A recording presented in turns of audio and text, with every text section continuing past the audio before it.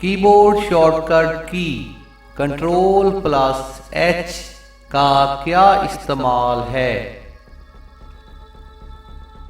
Dear students, Ctrl+H replace text کی command ہے۔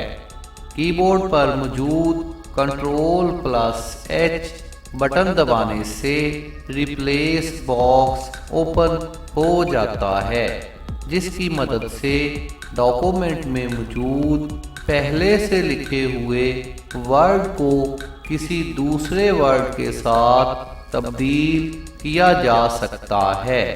اب اس کا پریکٹیکل کر کے دیکھتے ہیں۔ ڈیئر اسٹوڈینٹس، اس ڈاکومنٹ میں کچھ تحریر لکھی ہوئی ہے۔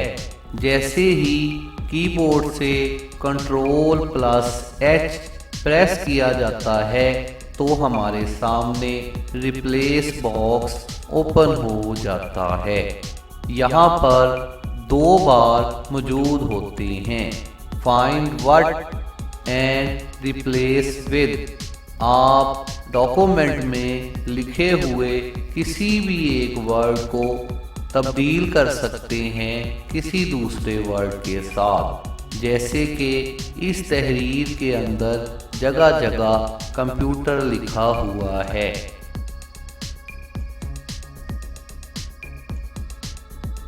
ہم چاہتے ہیں کہ ہم کمپیوٹر لکھے ہوئے ورڈ کو تبدیل کریں موبائل ورڈ کے ساتھ، تو یہاں دوسرے بار کے اندر ہم موبائل ٹائپ کرتے ہیں۔